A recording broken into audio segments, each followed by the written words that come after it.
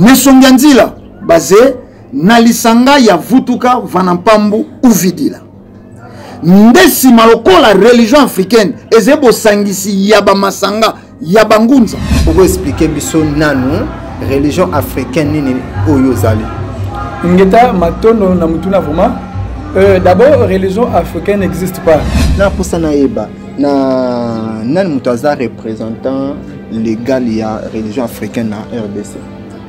Religion africaine na RDC seulement te ntolo bandengeni koti yango na RDC te pour religion eze na mikili yonso Afrika Europe esika yonso ba ndo bazali e kambami na nesongi nzila fumukusu ke muzala mpanda na ngolo religion existe ou esengeli du africain balanda ezali bukongo la religion bukongo bongo différence où ezali mbuta nkusu na mbuta monanse différence ni entre bamba les place batomi baleti fumukusu aza fumukusu ne monanse mine monanse différence nini où ezali mbuta nkusu na chef ningo lobi le monanse. Oui, différence ezali ya makasi mbuta nkusu c'est un adepte comme moi mbuta nkusu ezali adepte lokola ngai. Donc, bande ko baso ko na boso kamité maté ezaba vérité o esengeli to loba. Mfumo na se aza point azali mutu oyo mutu amokili ya polité.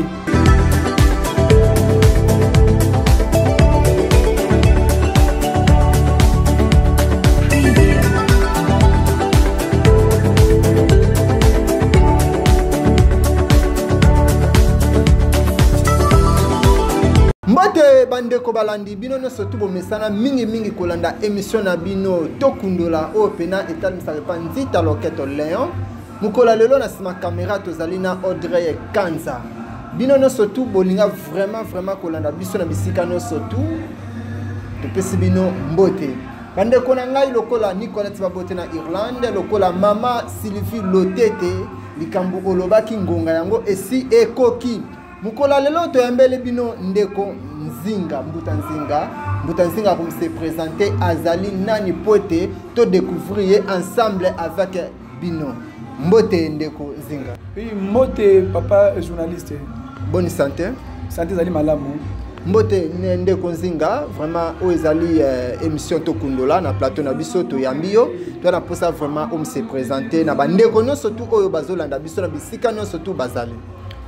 Merci vraiment pour la parole. Mais biso na culture Congo, tout ça parole jamais ce qui n'a nous aussi présenté.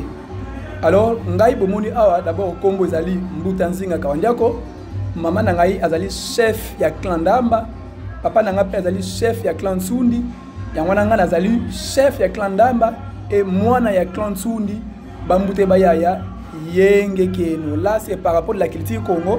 On a culture Congo, mutu ava azwa parole liboso batu et sengeli mutu on a assez présenté et c'est pour cela na assez présenté alors bandeko isika bazali ba comprendre o aza en face na ba OK en tout cas on azali Mbuta Nzinga Kawandiako azali originaire et en plus azali mfumantel parce que l'identité de l'homme biso par rapport à culture Congo il faut assez détailler yenionso c'est ça l'identité et na tawana de comme na capacité ya koloba liboso batu que ndenge na se présenter boy ce qu'on a commis capable ya koloba liboso ya batu ingeta matondo mbote ndeko na ngai Mbuta Nzinga ndenge se présenter boyo kibino moko ninga se présenter ensemble tozawana solola naye concernant maye ye azanango bandeko balandi bazolanda yo Mbuta Nzinga okoko expliquer biso nanu religion africaine nini oyo zali ngeta matondo na mutuna vraiment.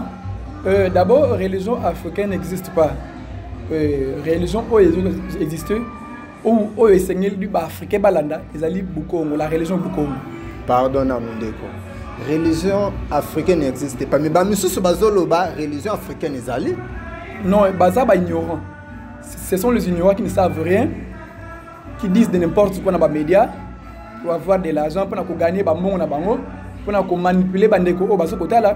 C'est pour ça peut-être considérer le Kouana. Mais quand on a un grand initié, le Kolanga, je ne peux pas venir les bosser à Batou, dire de n'importe quoi, peut-être pour qu'on ça un tel, peut-être on a pas profit moko boye. Non, chez nous c'est la vérité.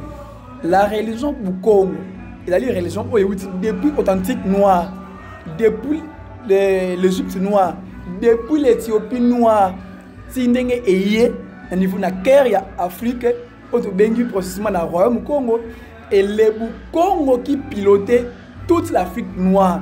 Il n'y avait pas la religion africaine, non, la religion du Congo. Alors, biso tous allons à l'école babengi Bundia Congo qui est BDK. Na Bundia Congo, ils ont une école mystique où ils ont enseigné biso la grandeur de Bukongo, donc Bukongo est nini, Katinango est nini et Bombi nini. Et c'est par là on a pris toutes ces connaissances, on a puisé la connaissance de Bukongo grâce à Bundia Congo où ils ont école mystique et les propriétaires de cette école on a ils ont Mfumu Mwandan Semi, les chefs saints de l'Afrique centrale, l'homme à la soutane jaune, l'homme à la tête chauve et Nema Vouembangosi, les grands Walesa.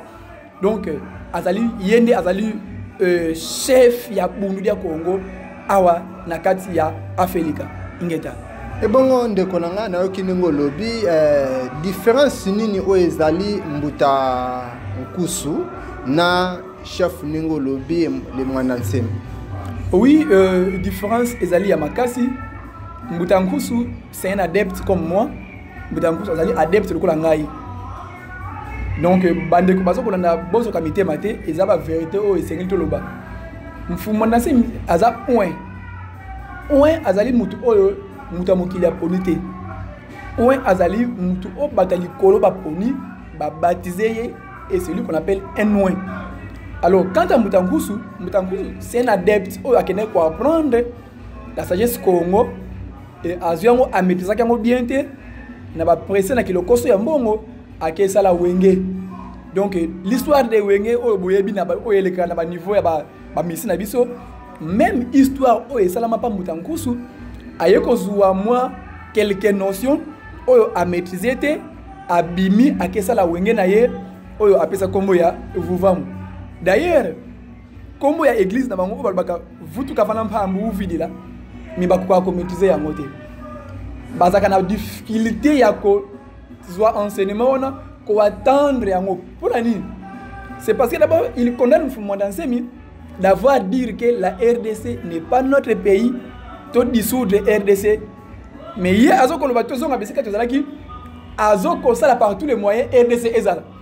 Alors d'abord contradiction ça na ba enseignement na ye na ba pratique enseignement na ye ye azoko loba kombo église ne tout futuka vana mbambu to vile la kisi to zonga bisika oyo to bungelaki mais bisika mo to bungelaki ezalaki wapi na RDC to bungela na kwa Mkongo c'est qu'on a mis tout ça na RDC. Alors c'est tout dissoudre RDC pour que tout zonga bisika to bungela. Donc na mukuse Mbuta Nkusu c'est un adepte comme moi. Oh ye a maîtriser qui ba enseignement bien mais est-ce que différence yanga na ye ezali ngana na maîtriser ba enseignement bien plus que ye. Donc ko comparer Mbuta Nkusu na Mwandansemi te.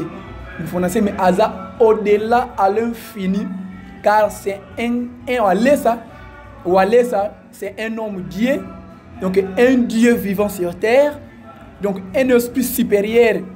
Oye utili kolo et kolo ta mutu na mokili humain et cet humain là a commis un taux vibratoire très élevé oyo ezali epesi bokeseni na ba humain simple.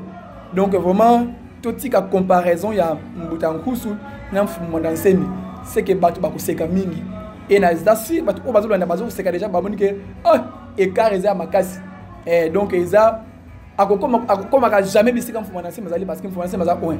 Merci beaucoup Mbuta Nzinga ninge ayanoli biso na mutuna wana là directement nazo pesa mbote et pas bande ko nyonso o balandaka biso mingi lokola artiste Prince Basende, lokola artiste Jomas, lokola papa Lola Tigose, lokola papa José Wanduka na France, maman Eugénie Mbombo na France, maman la sœur nanga ona linga mingi Gerda Love na France.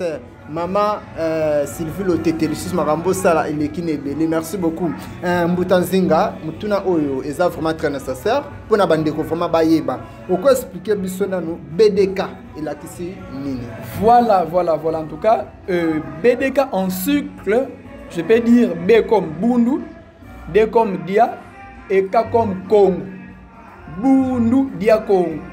bato mosusu peut-être bako interprétant que lisanga ya ba Congo kaka non parce que ce total bien peu ba Congo ba mingi na kati. Ah oui oui eza pena nengwana alors Bunde Congo ezali nini Bunde Congo ezali école mystique Congo où ils ont enseigné la sagesse Congo na Afrique ou Bunde Congo ezali union il y a 4 écoles mystiques où ezali na niveau Rome Congo où ba portugais ba yaki ko détruire et Mfumonase mais R ayaki a fusionné tous les 4 écoles mystiques wana a commis yango Bunde Congo. Alors Bunde Congo ezali université où ils ont enseigné batu 3 branches et les 3 branches que ezali la religion, la politique et la science.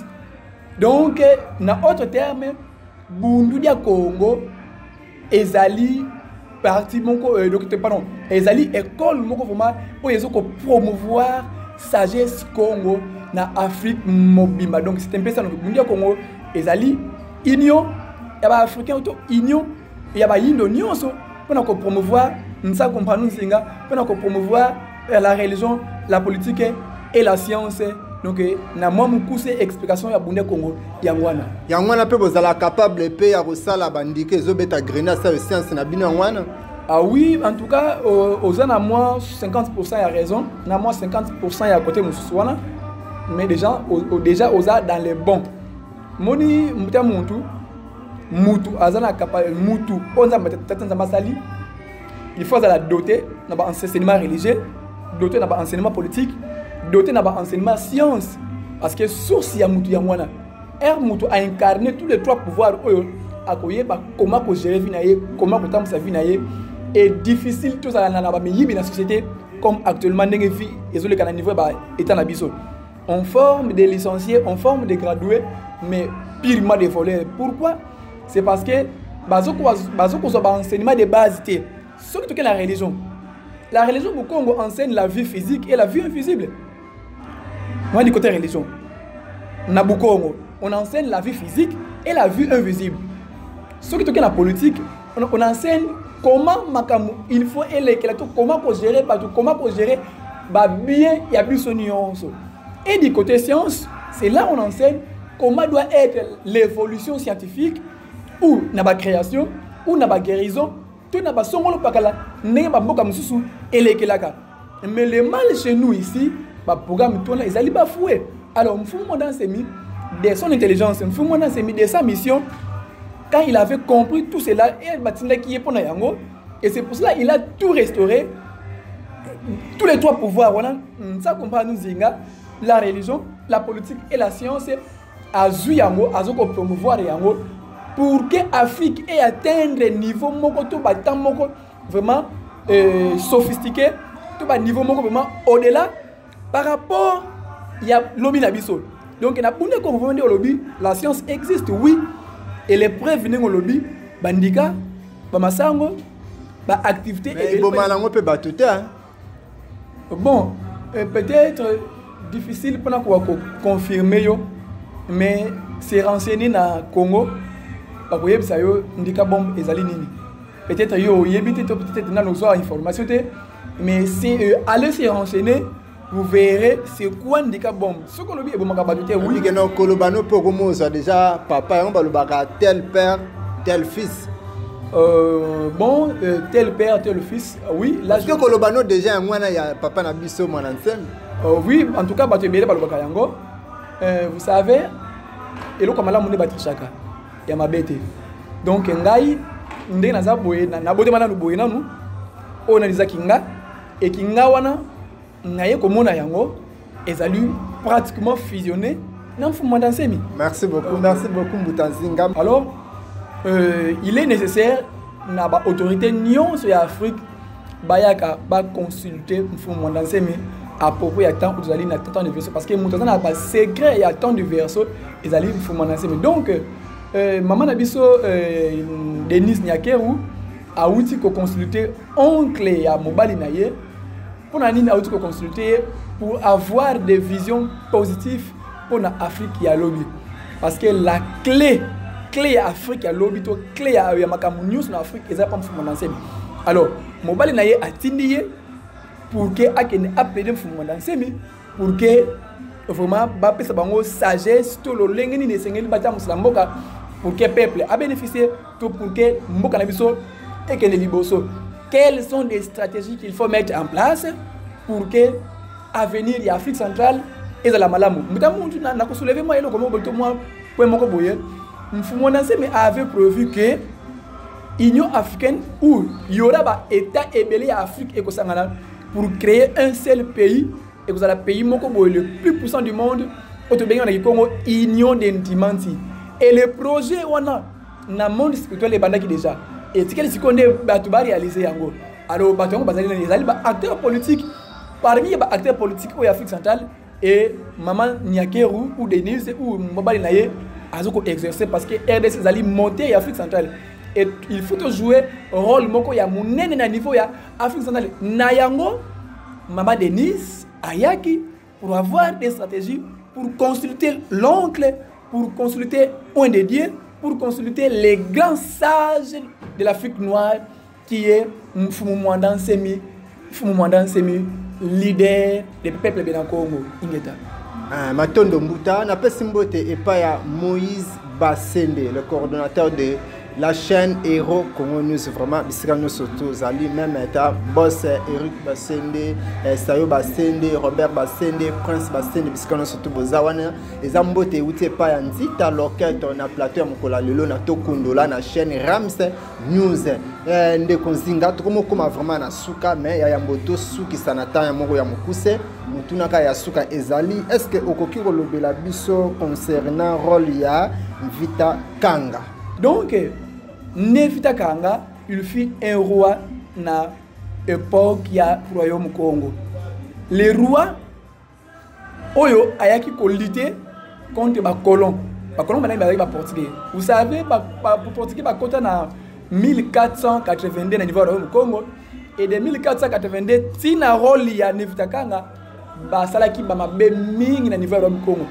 Ba kabolaki ba memaki ba culture ya buzoba ba memaki donc ba désordre et belé ba memaki na yango parce que ROM Congo komaki détruit divisé et Nevita Kanga a télémaki pour combattre les portugais pour na ko réunifier ou ko codifier royaume Congo ko zongsa ba Congo na place moko effacer ba frontière o bango ba tiaki pour que royaume Congo ezongela tinique nango oyo ezalaki nango donc le roi Nevita Kanga akufa na niveau ya akufa na champ de bataille parce que yemoko il fit un grand guerrier il akufa ki na champ de bataille et era azoka flèche paro era azoka masasi et ba portugais ba komaka bisika zalaki ba kataka mutu et ba kataka mutu ba memaka yango bisika oyo ba memaka yango donc na mukuse mais ndenge nini batwana nyonso tout ba méritaka honneur était vraiment na mboka na biso na royaume Congo nyonso tout ba komala bango tanga makate bana ba ebi bango te eloko moko te pona elo ne sala vraiment bon.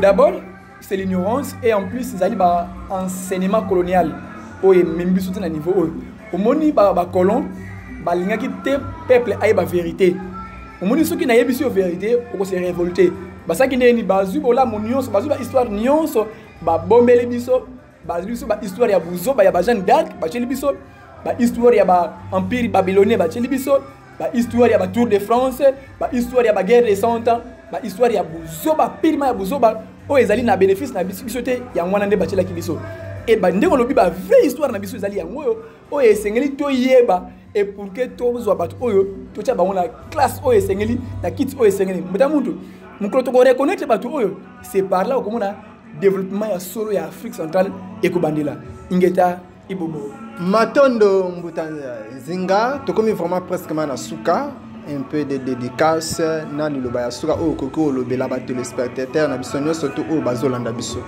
ngeta maloba ya suka vraiment ezalité peut-être parce que to ba continuer toujours mais pour la émission biso lelo en tout cas na pesika ka mbote vraiment na bande konyoso o bazu chance ya kolanda biso biso na culture Congo eza interdit ko pesa ba mbote pa ya mutu de dire que un tel mbote non biso zali interdit et na yango na bande konyoso o ba chance ya kolanda biso en tout cas isika bozali mbote na bino peut-être contact to ko pesa contact et contact na biso zali plus 243 89 78 42 349 plus 243 89 78 42 349 luka biso na WhatsApp ou ou luki biso na chaîne BAM TV ou eza na niveau YouTube pour que vous avez ce pays qu'on a trouvé enseignement ya kafu vraiment o ils ont codifié toujours ba africain to mutunyo ko aligner vérité ya solo ils ont les qu'on a mais zo ka contact na biso pour que so au tinel biso mbote to nini to tin la lien pour que on s'abonner pour que on rate ba enseignement te matondo mingi matondo mbuta bande ko na biso o botolanda biso